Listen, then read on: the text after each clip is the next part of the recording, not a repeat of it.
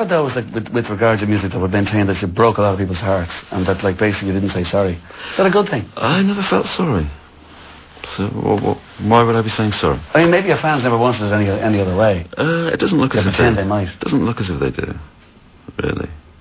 Yeah. So why on earth I'd be sorry? I really don't know. Okay, I mean, I am going to throw not one of your own quotes, but somebody did say that your favourite pose is to affect the certainty of the doomed. Is that come on, you know? Like, do you have a laugh? All the time. I mean, it's never unfunny, really. So those kind of things are part of the laugh. They're quite amusing when people say things like that. But what they're talking about, let it be. Okay, but what would be your main instinct towards fellow humans? A lot of people would want to interact and check out. Would you have basic mistrust? Yeah, I'm very cautious. It takes me a very long time with people. A very long time. And I think it's safest to mistrust people, really. Then the disappointment a few days later is somewhat softened. Right. Because after the Smiths, I mean, in the 90s, you have written all about life and its, you know, trivialities, its complexities, the same as what you did before in some ways. Yeah. Is that just it? That's your art. You want to reflect yourself and who you are in your own surroundings. I think so, because I find it interesting. Okay, I mentioned a defensive weapon earlier on. Is humour a defensive weapon? Yes, absolutely. Humour is a weapon, completely a weapon. And thank God.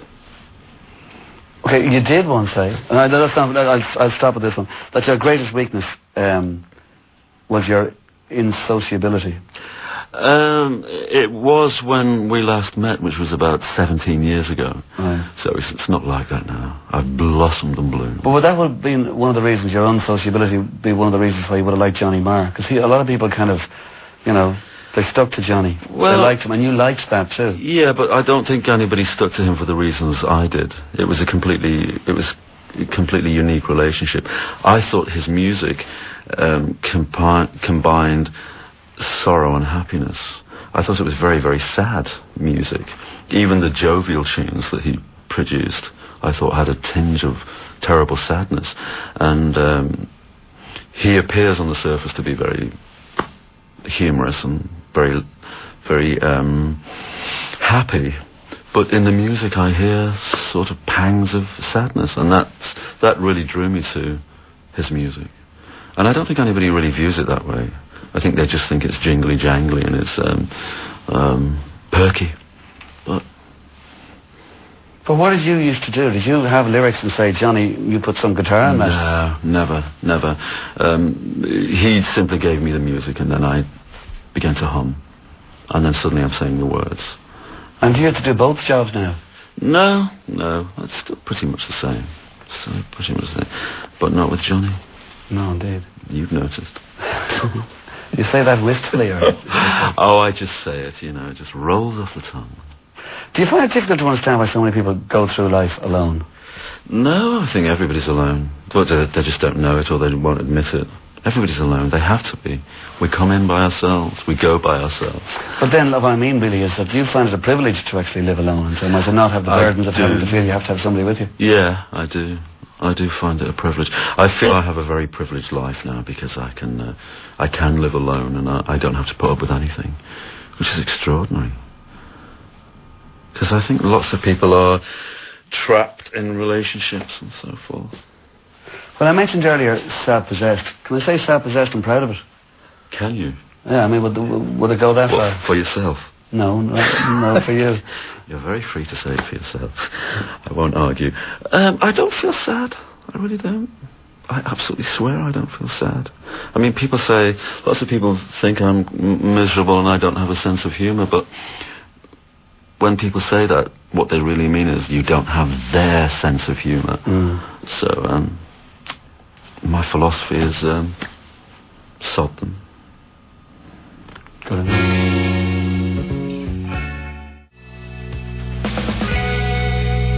When you used to read all these magazines as a teenager and take in every single thing on the NME that was read and you'd write to them giving out about inaccuracies and all that stuff, when they started doing this with you and they're like 10 pages a week every bloody week for 5 years. Yes. Yeah. How did you feel? Like, I mean, when they started going on about you, like nobody embodies the spirit of 80s alienation like Morrissey does and that. It's just like, yeah, they've got it in one. Or, wait a minute. Did you realise that then suddenly a lot of this writing might be a bit silly? Or?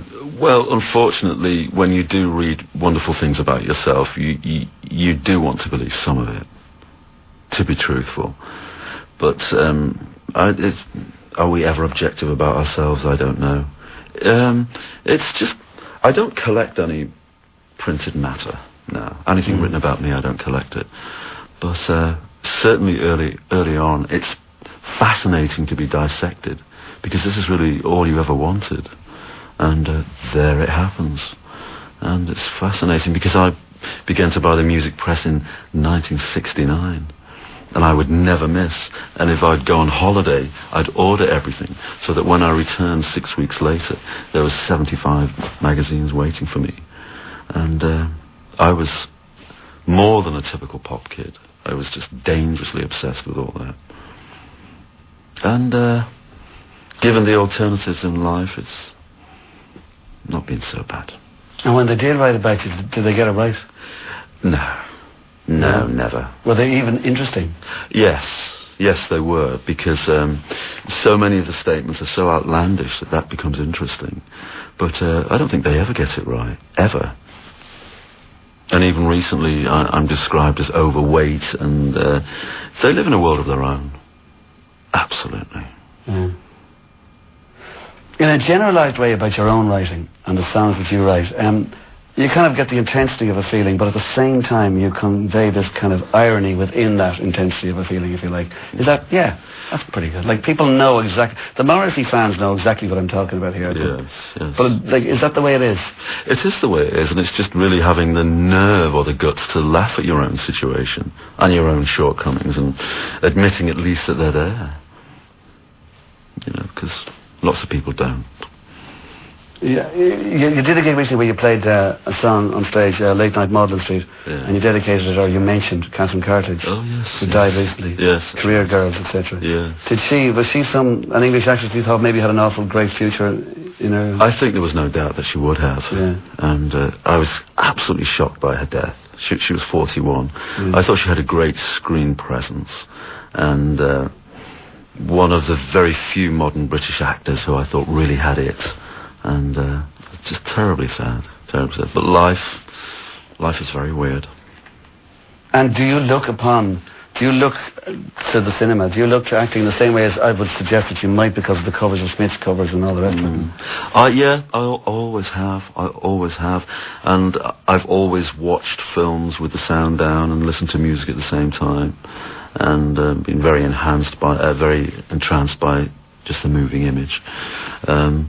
But yes, always film from a very early age. But again, it's very difficult to talk about because I was always so critical. So, but yes.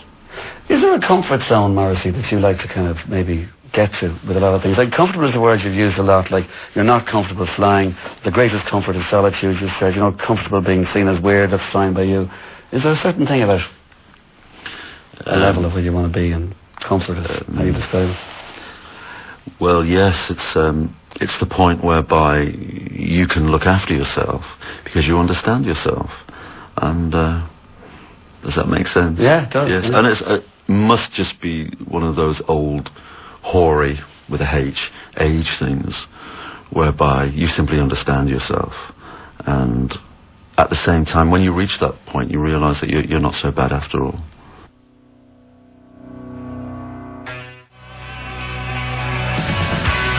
Do you feel that the best of your songs will never date? I mean, I look back on a lot of programmes of I Love the 1980s or whatever. It's astonishing just how dreadful so much of it is. I'm quite proud of the fact that I often said an awful lot of the stuff was dreadful. Like, when you were starting out, you were coming in towards the tail end of, say, New Romantics and all that kind of stuff, and like, to a song, it was just awful. Well, 95% of it was anyway.